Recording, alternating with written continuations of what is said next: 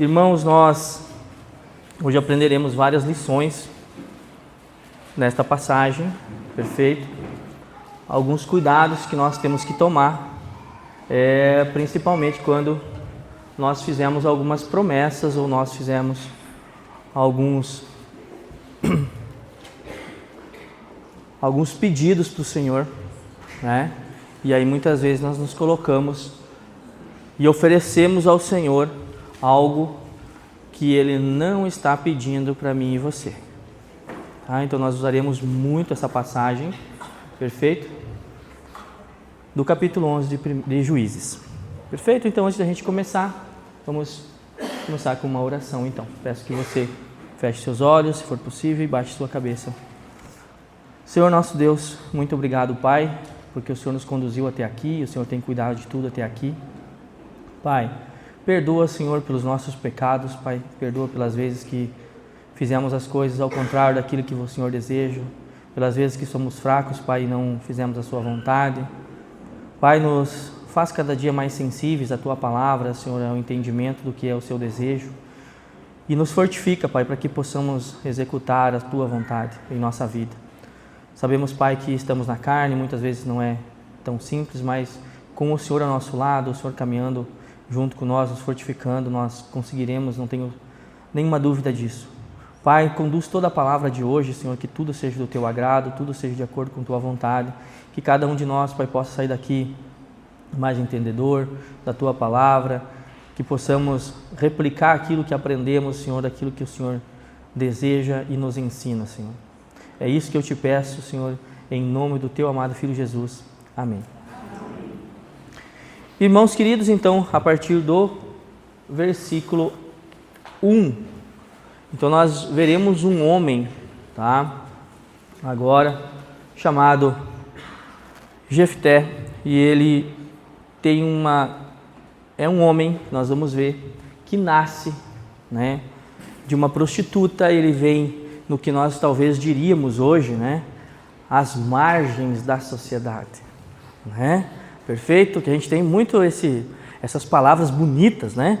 Para a gente usar, ele é assim porque veio da margem da sociedade, como se não fosse possível, né, sair da margem quando necessário, certo? Então, vamos começar a leitura a partir então do capítulo 1, do 11 de Juízes. Era então Jefté, o Gileadita, valente e valoroso. Guardem isso, irmãos.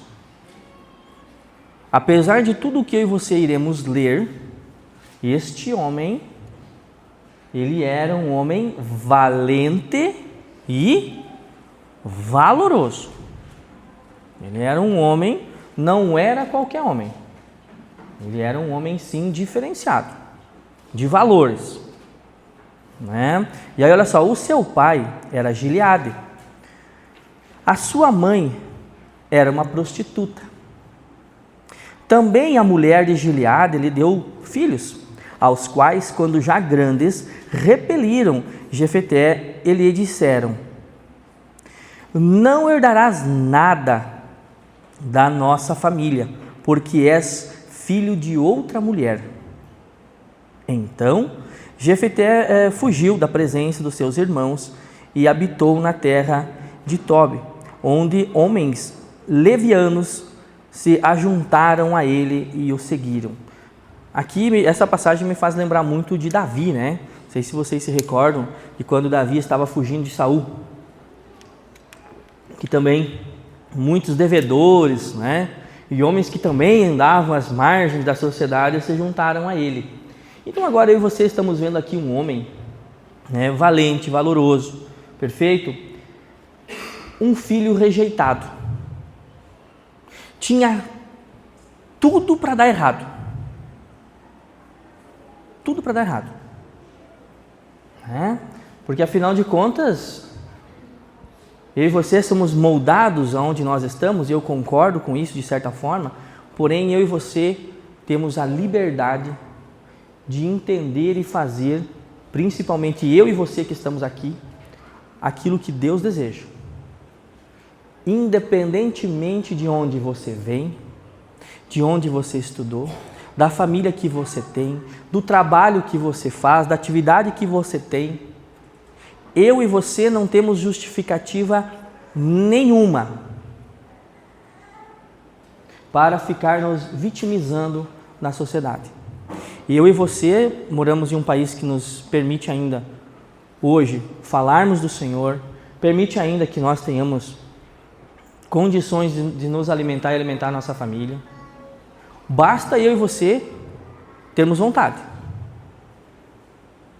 Porque se você não tiver doença e você não tiver uma outra chamada preguiça, aqui onde nós moramos, você não fica sem trabalho. Você não fica. A não ser que você queira. Talvez não vai ter o salário que você queira ganhar. Concordo. Porque aí eu também concordo que eu também não ganho o que eu gostaria de ganhar. Né? Eu também gostaria de ganhar uns 100 mil por mês, quem sabe, né? Me ajudaria um monte. Né? Mas não é essa a realidade. E aí você temos que nos adaptar à realidade que nós vivemos. Mas eu e você podemos dar o nosso melhor? Podemos dar o nosso melhor. Eu e você podemos ser homens valorosos, corajosos? Podemos ou não podemos? Claro que podemos. E olha só que interessante, eu e você estamos aqui hoje aprendendo, e vamos aprender um pouco mais, sobre o que é que o Senhor deseja para que a minha e a sua vida seja melhor do que ela é hoje. Porque se eu e você conseguirmos alinhar a minha vida e você a sua, naquilo que o Senhor deseja, ela vai ser uma vida melhor ou não vai? Vai, né, irmãos? Não tenho dúvidas que vai. Mas aqui eu não estou dizendo que nós não teremos dificuldades. Como agora nós estamos vendo esse homem que vai... Aí ele foi agora rejeitado pela própria família. Alguém aqui quer ser rejeitado pela família? Isso não é uma dificuldade? É uma grande dificuldade. Mas nós vamos ver que, independente de qualquer coisa, este homem, ele vai ser agora expulso da sua família, vai sair da sua parentela, vai sair da terra que seria de sua herança, do seu pai, e agora ele vai viver aquilo que a gente chama de a margem da sociedade. Nós vamos ver que vai ter um pessoal que vai se reunir a ele, e ele vai ser o líder. Então nós veremos que este homem, ele permanece apesar da sua vizinhança, ele ainda assim permanece firme, um homem honrado, porque nós já vamos ler que aqueles que antes o rejeitaram vão ir atrás dele, porque ele era um homem diferente. Apesar da onde ele estava, ele era um homem que se destacava, independente de filho de quem ele era, da onde ele vivia, ainda assim ele era um homem diferente. Ou seja, aquilo que muitas vezes a gente diz aqui, ele era alguém que não se influenciava pelas vizinhanças, ele era alguém que influenciava. Mas vamos um pouquinho mais adiante, olha só. Vamos ali para o versículo 4. No 3 ainda, eu quero ressaltar mais uma coisa. Ele era um homem muito corajoso, certo? E eu gosto de lembrar aqui, enquanto eu estava estudando, me recordei muito da história de José, nesta passagem. Porque ele era um homem muito corajoso e ele poderia agora ter levantado uma batalha contra os seus irmãos. Porque afinal de contas, eu sou herdeiro desse negócio aí também. Né? Poderia levantar uma guerra contra os irmãos. Não, eu não vou sair daqui porque isso também é meu, e pá, e aquele negócio que a gente sabe que vira uma confusão dentro da família. Mas ele simplesmente agora, rejeitado pela família, ele vai. Irmãos, uma das coisas que eu tenho refletido muito, nada na minha e na sua vida acontece por acaso. Nada. A minha e a sua vida não estão na mão do Senhor? Estão ou não estão? Lembra do que José fala? Quando ele se dá a conhecer aos irmãos? Viu? Não fiquem tristes com vocês mesmos. Porque o Senhor me mandou antes aqui para cuidar da vida de vocês. Não foi vocês que me mandaram para cá. Foi Deus que me mandou para cá. Por mais que pareça que tinham sido os irmãos que tinham vendido. Mas José estava dizendo, não. Viu? Se Deus não quisesse, vocês não tinham me vendido. Então, apesar de tudo, foi com a permissão do Senhor. E eu e você precisamos agora também, como José e como agora o Jefté, da mesma forma entender de que muitas lutas que eu e você às vezes travamos é desnecessária. Porque se eu e você confiamos e a nossa fé está depositada no Senhor e a tua vida está na mão dEle, não se preocupe, meu irmão. Por mais que seja difícil, é só um momento, mas já as coisas vão se resolver na sua vida e na minha, e nós poderemos aproveitar a bonança. Eu não tenho dúvida disso. Vamos um pouco mais então ali no 4, olha só. Alguns dias mais tarde, quando os filhos de Amon pelejaram contra Israel, foram os líderes de Gileade buscar Jefté na terra de Tobi. Disseram a Jefté, vem ser nosso chefe, para que combatamos contra os filhos de Amon. Agora lembraram do mano?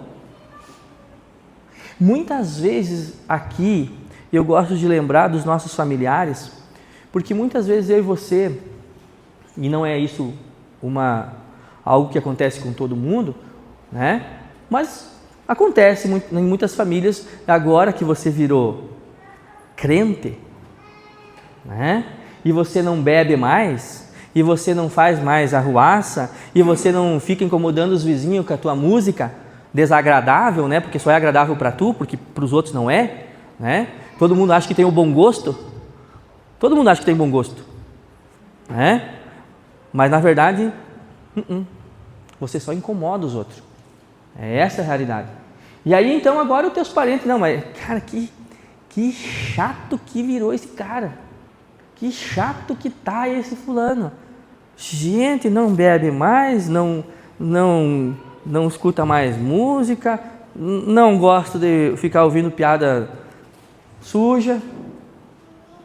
Poxa, mas que cara chato que ficou. E aí você, muitas vezes, é colocado de lado. Só que quer saber? Quando a peleia chega, a guerra chega, a dificuldade chega, sabe quem que eles vão buscar? Você. Porque eles sabem que você é um ponto forte. Sabem que você é firme. Sabem que você vai dar um conselho segundo o que o Senhor já ensinou para ele. Então eu e você só somos ruins e sem graça naqueles momentos que nem para mim e para você fazem mais diferença. Mas no momento em que eles precisar, eles vão saber. E é bom que eles saibam. E é bom que você represente isso. Alguém em que eles possam confiar, alguém que seja firme, alguém que realmente vai dar o melhor, alguém que realmente o ama e vai dar bons conselhos no sentido de que a vida dele seja melhor. Que ele pode confiar em você, que você realmente vai fazer pelo melhor. Né? E aí nós podemos dar vários exemplos de dificuldades que vêm para mim e você e que a gente precisa de conselho. Vamos lá. Vou dar um que é bem legal. Quando o casal está com dificuldade. Aí é o seguinte, aqui fora é muito fácil. A moça vai reclamar com a amiga e a amiga diz, viu? Mas larga desse cara. Para com esse negócio. E o menino também vai procurar um amigo, mas, viu? Mas tem tanta mulher aí, você está se incomodando. É esse tipo de conselho que eu e você temos que dar? Não. Porque se eu e você seguimos a um Deus e que disse que o casamento ele é único, não é esse conselho que eu e você temos que dar. Eu e você temos que dar o conselho na forma de tentar fazer o nosso melhor para que o relacionamento volte, para que o relacionamento se una novamente. É isso que se espera de mim e você. É ou não é? Então que essas pessoas elas realmente olhem para mim e você e elas realmente tenham em mim e você um ponto firme, como alguém que realmente pode fazer a diferença na vida dela. Por mais que talvez em um momento de euforia ela não lembre de você. Que eu e você possamos ser esta ponta firme dentro da nossa família, no local em que nós estamos. Porque quando vem a dificuldade, vão lembrar de mim e você. Só que para lembrar de mim e você, o meu e o teu andar tem que ser exemplar. Tem que ser. Não é que a gente não vai errar, porque a gente erra todo dia. Não é isso. Mas nós temos que nos esforçarmos para sermos o melhor possível. Para darmos o melhor exemplo possível. Para que a gente realmente, quando eles precisarem, nós possamos servi-los. Com os nossos conselhos, com a nossa postura, com o nosso entendimento, com a nossa maturidade que o Senhor tem dado até esse momento para mim e você. Olha só, então vamos lá. 8, né? Responderam os líderes de Gileade a Jefté: é por isso que viemos te procurar. Olha só. Vem conosco, combate contra os filhos de Amon e serás nosso chefe sobre todos os moradores de Gileade. Viu? Se você nos ajudar, nós nos colocaremos abaixo de você. Você será o nosso líder. O líder de todos. Aqui a gente pode trazer também que é óbvio que se eles estão escolhendo ele como um líder e estão dizendo, olha, se você ficar do nosso lado, se você nos ajudar, é óbvio que Jefté não era um homem mau, um homem ruim. Porque quem é maluco de escolher alguém para ficar sob a tua tutela, né? Aliás, para que você fique na tutela dessa pessoa e esta pessoa seja má e vai fazer mal para você? Quem que é maluco? Né? De querer que a pessoa que você escolhe para ser teu líder seja uma pessoa que vai maltratar você depois. Pode até enganar você, mas você não escolhe sabendo disso. Então você vê agora o exemplo de que Jefté era um homem que realmente era um homem íntegro, um homem que realmente eles escolhem para ser agora o líder deles. Né? Vamos um pouco mais adiante, olha só. Então Jefté perguntou aos líderes, lá no 9, de Gileade: se me levardes para combater contra os filhos de Amon e o Senhor, olha só, os der a mim, então eu serei o vosso chefe.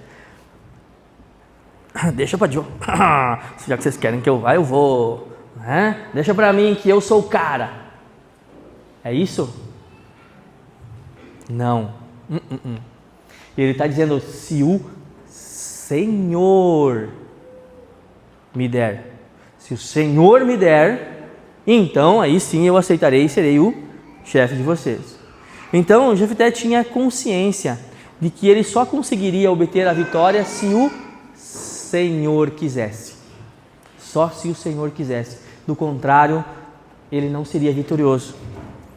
Isso é muito importante para mim e você, para a gente entender que apesar de tudo que estava acontecendo na vida deste homem, ainda assim ele tinha total confiança de que tudo o que fosse acontecer só aconteceria com a permissão do Senhor. Olha lá no 10. Responderam os líderes de Gileade a Jefté: o Senhor é nossa testemunha, certamente faremos conforme a tua palavra. Quer dizer, viu, se você realmente ganhar, se realmente você vencer essa batalha, Deus é testemunho de que você ficará sobre todos nós. Olha só que interessante, né? Então, Jefté foi com os líderes de Gileade e o povo o pôs por comandante e chefe sobre si. E Jefté repetiu todas as suas palavras perante o Senhor em Mispa, ou seja, um pouco antes de entrar na batalha, né? Enviou Jefté mensageiros ao rei dos filhos de Amon, dizendo: que há entre mim e ti, que vieste a mim para pelejar contra a minha terra? Respondeu o rei dos filhos de Amon aos mensageiros de Jefté: quando subir do Egito, Israel tomou a minha terra, desde Arnon até Jaboque, ainda até o Jordão. Devolva-me agora essas terras em paz. Nós não vamos entrar aqui, tá? Nesta parte, depois você lê ali. Nós vamos ver agora Jefté defendendo, dizendo que isso não era uma verdade. Então nós veremos ele agora mandando para o mensageiro várias mensagens ao rei de Amon, explicando tudo o que aconteceu com Israel, com o povo de Israel, durante a subida lá do Egito, mostrando para ele que aquela terra ao qual eles estão não é dele. Então você vê que não era um homem somente de luta, ele também era um homem extremamente inteligente, conhecedor da história de Israel. Ele sabia os detalhes. Se você ficar ali lendo, você vai ver que ele fala todos os detalhes. Inclusive ele diz que esse povo impediu Israel de passar ali, quando eles fugiam. E eles tiveram que contornar, porque eles não deixaram eles passar. Então você vê que era um homem que, além da sua força física de um guerreiro, ele também era um homem muito inteligente. E ele conhecia muito a história de Israel. E era um homem que tenta agora evitar a guerra. Era um homem que tenta a paz. Ele era sim um bom negociador. Porque nós vamos ver ali, se você fosse ler, eu espero que você leia, você vai ver que ele realmente tenta muito a paz com o rei de Amon. Mas o rei de Amon diz: não, essa terra é minha. É minha essa terra. Perfeito? Então assim, o que vale para mim e você de tirar de aprendizado aqui? Nunca entre numa guerra, numa luta, sem tentar a paz. Sem tentar fazer da melhor forma possível. Tente ser justo. Explique da melhor forma, para que as pessoas entendam. Se não tiver outro jeito, nós não viemos aqui por acaso. Então, se nós tiver que enfrentar, nós vamos enfrentar. Mas nós temos que buscar a paz? Temos que buscar a paz. Só que muitas vezes, para eu e você buscarmos a paz e sermos bons negociadores, eu e você precisamos conhecer, nós precisamos estudar, nós precisamos nos dedicar. E como é que eu e você fazemos isso? Lendo esse livro que está na sua mão, que vai dar a mim e você embasamento para que a gente possa defender o nosso ponto de vista. Se é que eu e você está certo e eu, né? Perfeito? Bem, eu gostaria de agora ir com vocês lá no 27, versículo 27 do 11.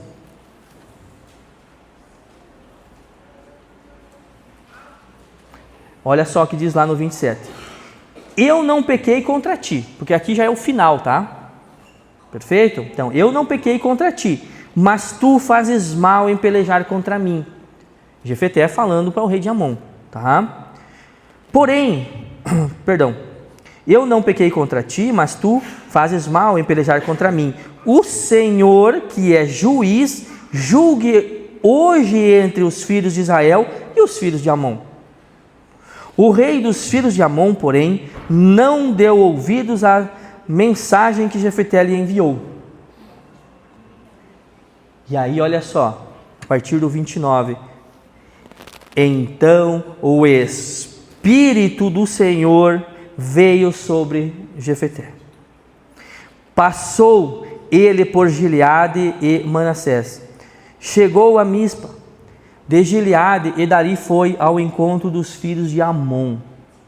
Então agora, depois que ele tentou de toda forma a paz, ele não conseguiu, e aí ele diz: bom, se é o teu desejo a guerra, então é a guerra que você vai ter. E aí ele atravessa todas essas terras e vai entrar em luta com o rei de Amon e o seu povo. Tá? Então olha só lá então no versículo 30.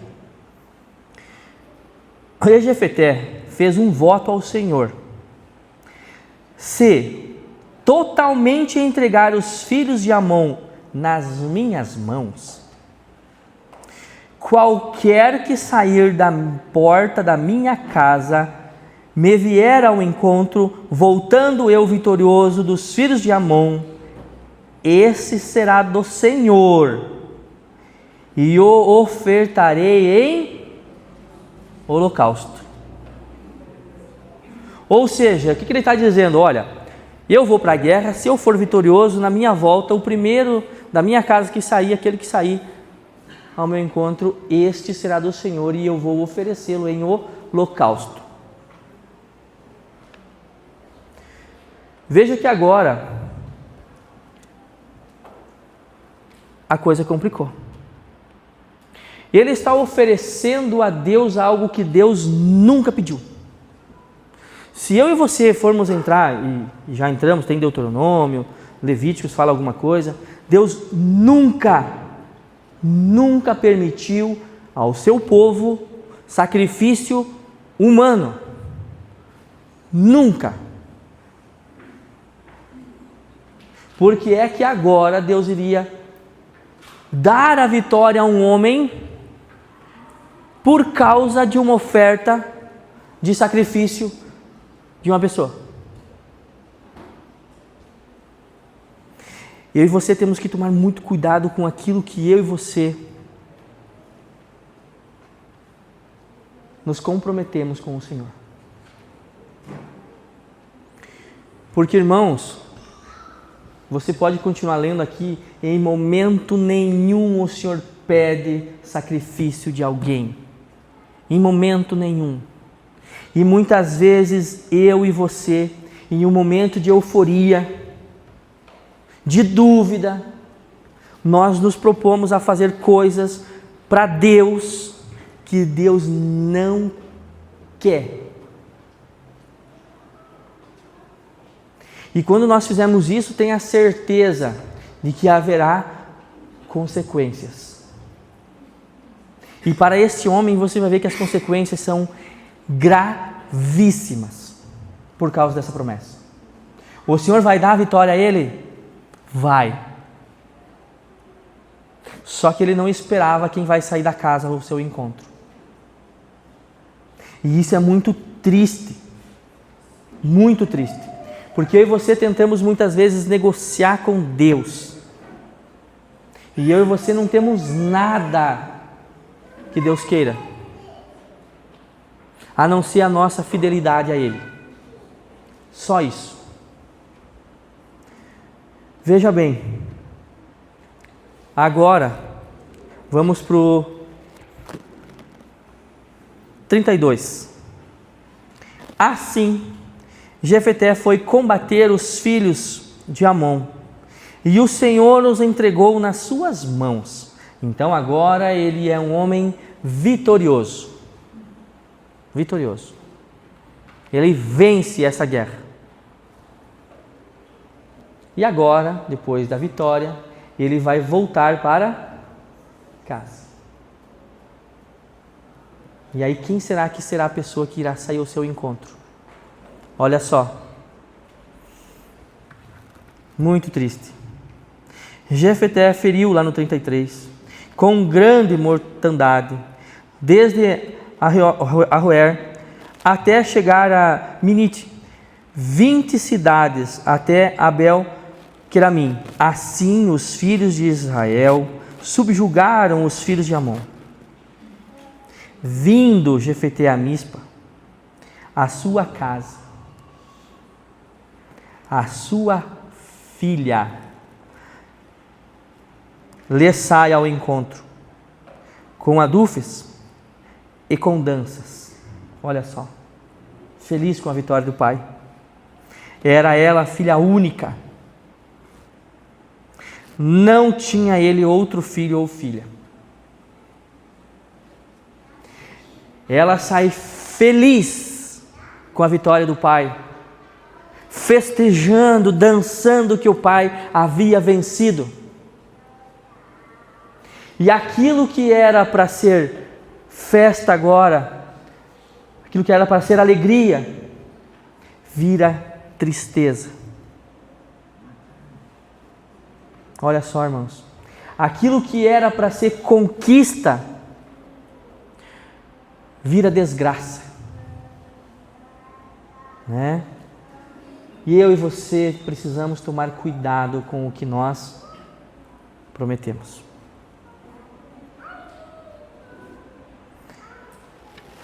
Nós temos que entender, irmãos, que nem todo sacrifício agrada a Deus.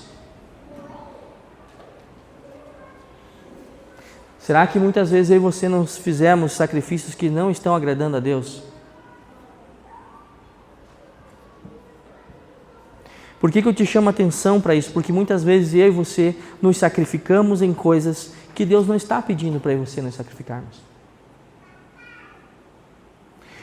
Muitas das congregações aí fora exigem do seu pessoal muito dinheiro, como se fosse possível você negociar com Deus, você comprar as tuas vitórias, comprar as tuas conquistas, como se isso fosse possível. Deus muitas vezes não quer que eu e você nos sacrifiquemos, Ele só quer obediência, que é bem mais simples. Porque sacrificar-se é mais fácil obedecer. Lembra da história de Saul? Olha que tristeza, né? Podemos continuar então, olha só ali, no 35.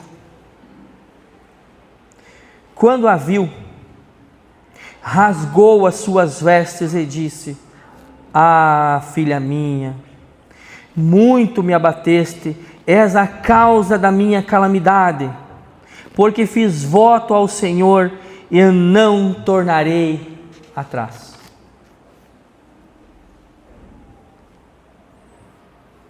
O que eu acho ainda pior, você oferece algo para Deus que Ele não quer, que Ele abomina, e ainda você diz que você não vai voltar atrás, que você não se arrepende do que você fez. Vocês acham mesmo que Deus queria a filha dele em holocausto? Se Deus abomina isso?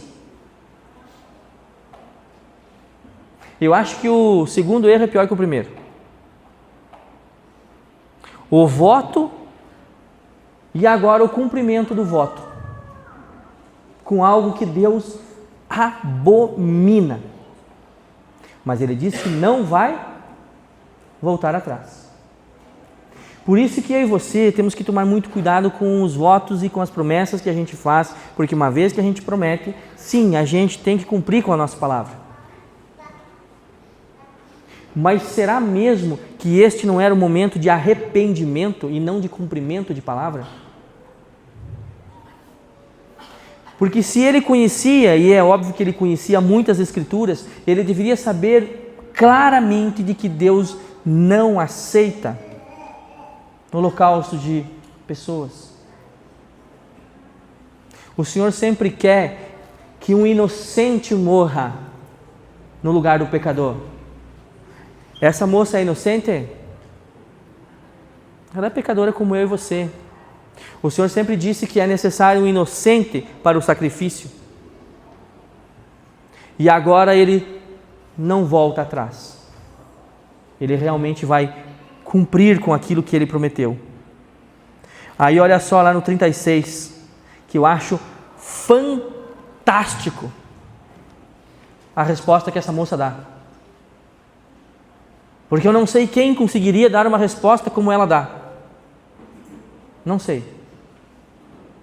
Olha só a resposta que ela dá ao pai lá no 36. Respondeu ela: Pai meu, fizeste voto ao Senhor, faze de mim segundo o teu voto. Agora que o Senhor te vingou dos teus inimigos, os filhos de Amon. Pai, faça o que o Senhor prometeu. Cumpra-se em mim o seu voto. Aquilo que era para ser alegria para o povo virou tristeza. Aquilo que era para ser vitória do pai vira desgraça total. Imagina a filha toda dançante, feliz com a volta do pai, e agora ela vai servir de sacrifício. E aí, irmãos, muitas vezes a fidelidade de muitos homens de Deus não é fidelidade, é teimosia em permanecer no erro. Que eu e você possamos ser sábios. Primeiro, não prometendo aquilo que Deus não pede. E em segundo lugar, tomando cuidado com o que eu e você prometemos, porque muitas vezes, mesmo não sendo algo que Deus abomina, eu e você prometemos coisas que não é para eu e você prometermos. Ou, se prometemos, temos que cumprir. Mas o cumprimento, muitas vezes, exige muito de mim e você. Tome cuidado, não estou dizendo que você não pode fazer. O que eu estou dizendo é que tome cuidado com o que você faz. Porque uma vez que você faça, sim, você tem que cumprir. Desde que, na minha opinião aqui, não venha ao encontro daquilo que o Senhor não quer de mim e você. Porque Ele abomina muitas das coisas que às vezes a gente diz para Ele que vai fazer. E aí eu trouxe para vocês aqui algumas coisas para que nós aprendermos com essa passagem. Tá?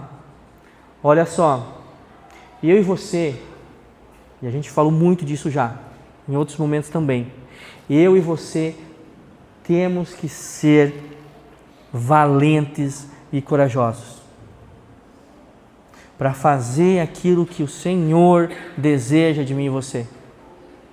Porque muitas das vezes o que Ele pede para mim e você não são coisas fáceis de fazer. Vai necessitar que eu e você saiamos da nossa zona de conforto, que eu e você saiamos da nossa vida simples e nós tenhamos que nos dedicar mais, buscar mais. E isso não é fácil. Não é fácil. A gente gosta de ficar na nossa zona de conforto. A gente gosta disso. Então que eu e você possamos ser valentes para enfrentar seja o que for necessário. Para defender a nossa família, para defender o Deus que servimos, para defender os nossos valores, para defender a liberdade que eu e você temos. Que nós possamos verdadeiramente ser corajosos em fazermos isso. E não simplesmente sermos inertes àquilo que vem acontecendo.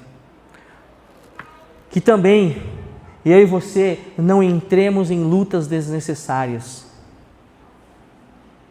Eu e você não precisamos entrar em lutas que eu e você não precisamos, que Deus não deu a você. Porque isso vai sugar de você, vai distrair você e vai tirar você do foco que muitas vezes é o que o Senhor quer. A sua e a minha vida estão na mão do Senhor. Ele não vai permitir que nada aconteça sem a vontade dEle. E isso precisa ficar claro para mim e você. Por mais que seja difícil da gente confiar e acreditar que sim, nada na minha e na tua vida acontece sem a permissão dEle. E isso precisa ficar enraizado em você. Para que a gente não fique murmurando da vida que nós levamos. Porque muitas vezes Deus está preparando você e eu. Muitas vezes a gente deseja as coisas, a gente quer as coisas, a gente gostaria de fazer mais em algumas coisas, mas Deus não permite porque você não está pronto, porque não é a hora. E aí nós ficamos tristes com isso. Mas entenda, nada acontece por acaso. Deus ainda está no controle da minha e da tua vida. O que mais nós já podemos aprender aqui, nesta passagem? A companhia e a origem sua não definem você. Não definem você. Pare com esse negócio.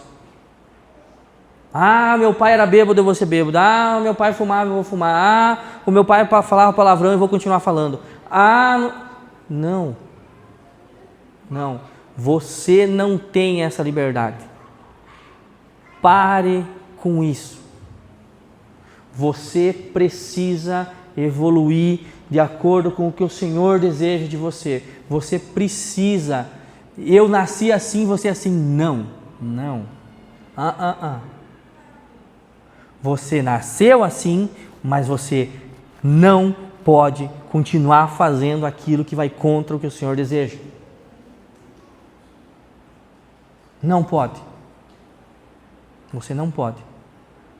Eu sei que é uma luta na minha e talvez na sua vida também, mas não pode. Isso não pode definir eu e você.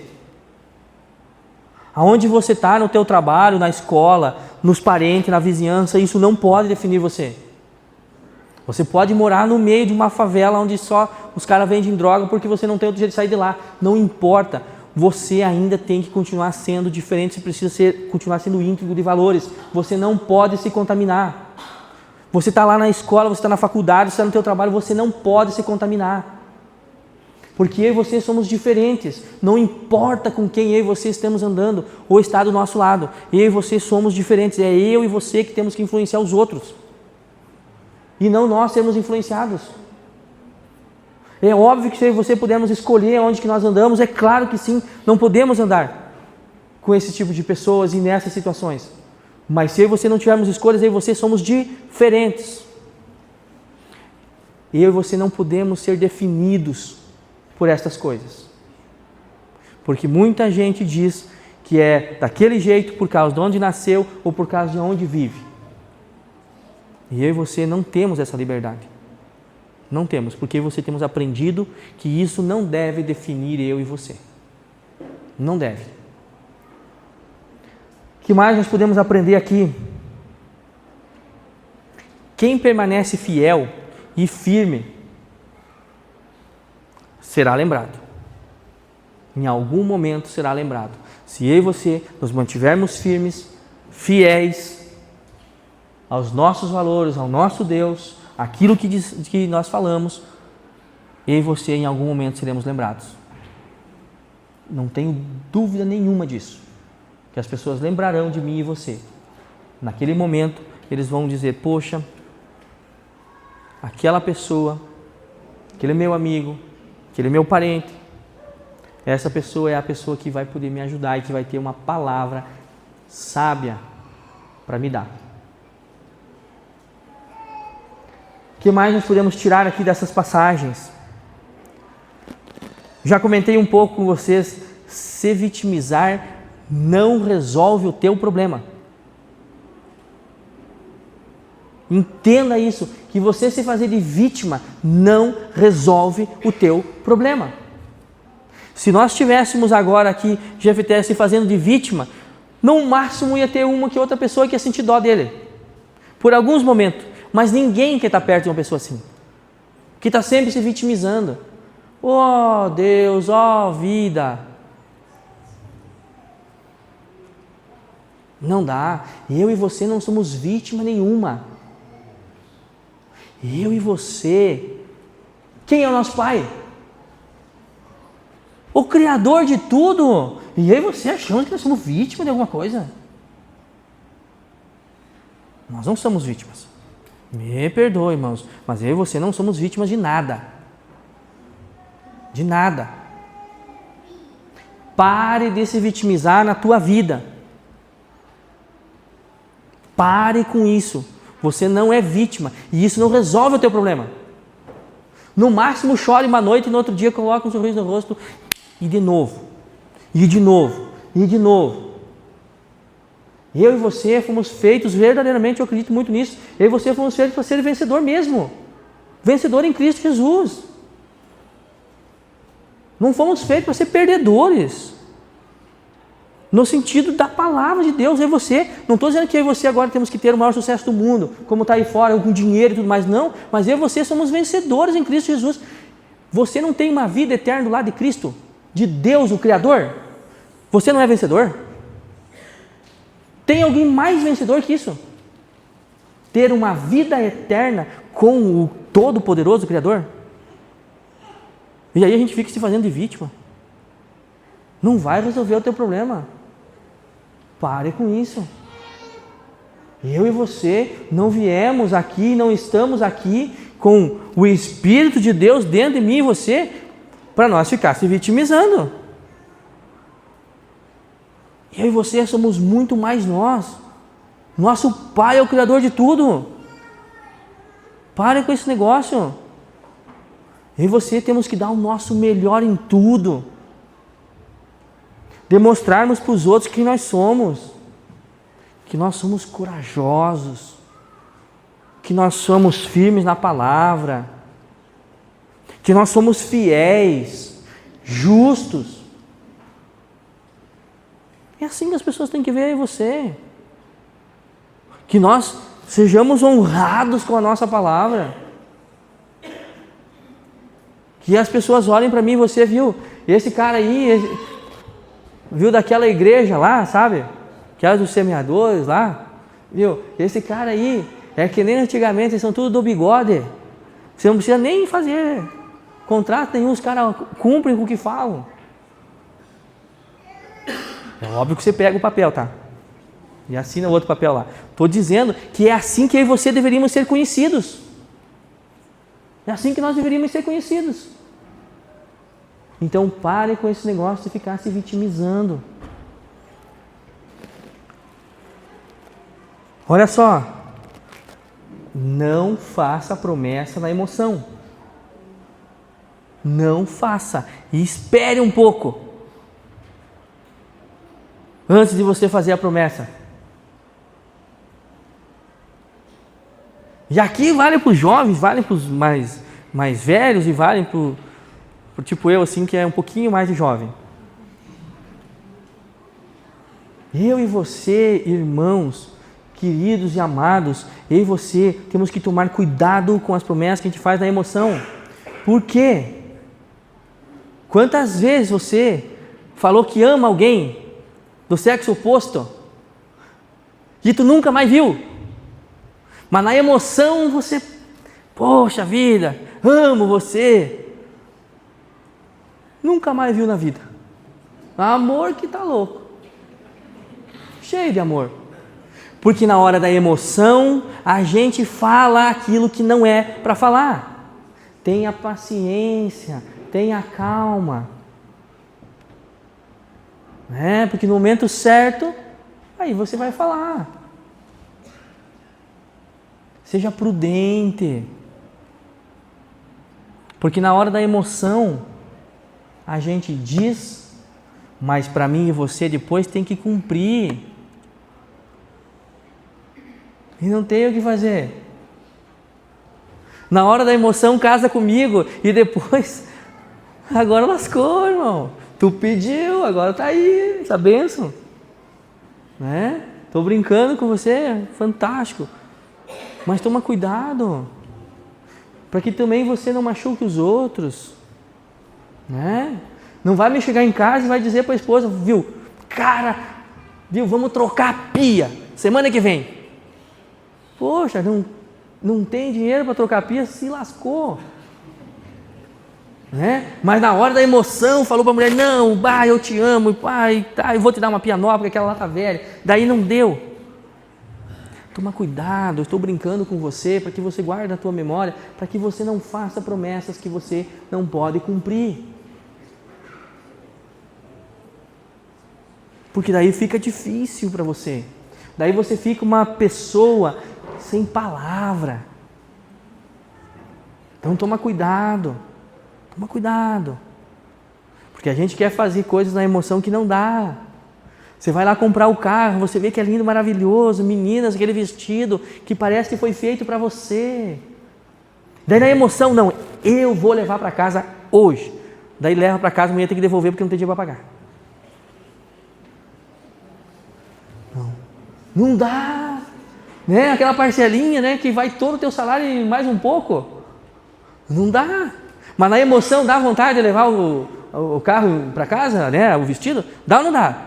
Claro que dá, meninas, o sapato, né? Às vezes tem um sapato que parece que foi feito para vocês, né? Mas não dá para levar. Não é sempre que dá para levar. Né? Então a gente precisa ser prudente com essas coisas, para não fazer, na hora da emoção, coisas que depois vão nos prejudicar. E por fim, não, de jeito nenhum, não prometa para o Senhor coisas que Ele não pede para você. Que Ele não está pedindo. E muito menos algo que Ele diz que abomina. Muito menos. Então que nós possamos ser sábios em nossas decisões, né? Para que a gente não tenha, era para ser, irmãos, era para ser uma história linda, de superação, né? De conquista, mas que no final se tornou uma tristeza, uma desgraça, por causa de um voto que em momento nenhum Deus tinha pedido. Que eu e você possamos ser mais sábios, possamos fazer a diferença, que nós possamos contar um com os outros, que nós possamos nos aconselhar, que nós possamos olhar para a palavra do Senhor e aplicar o máximo possível, porque não é fácil, mas é a minha e a tua obrigação. Amém, irmãos? Poxa vida, estou meio desanimado. Mas acabou, irmãos, acabou? Pode se levantar, então já você já se anima. Né? Que Deus tenha falado ao teu coração, como falou ao meu também, enquanto eu estudava essa palavra, essa passagem. Que realmente a nossa reflexão aqui, ela possa fazer a diferença.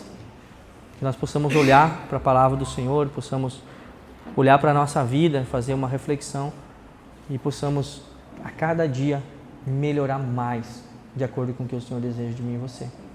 Amém? Então vamos fechar nossos olhos para a gente se despedir.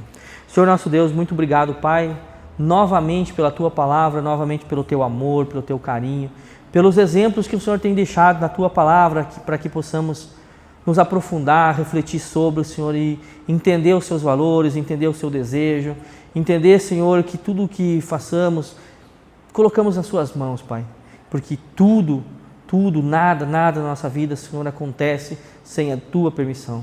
Senhor, seja misericordioso com nós, Pai. Tenha paciência com nós, Pai, porque somos pecadores, somos fracos, Pai. Cuida de nós, nos protege, Pai, e nos dá a cada dia mais discernimento, maturidade, para que a gente possa, Senhor, Te representar, para que a gente possa representar Seu Filho, para que a gente possa ser a cada dia mais grato, Senhor, por tudo o que o Senhor fez por mim e por cada um de nós, meu Pai. Que nós tenhamos uma semana fantástica, abençoada pelo Senhor, conduzida pelo Senhor, que nós possamos verdadeiramente sempre estar com os nossos olhos voltados para a Tua vontade, Pai. É isso, Senhor, que eu Te peço e Te agradeço em nome do Teu amado Filho Jesus. Amém.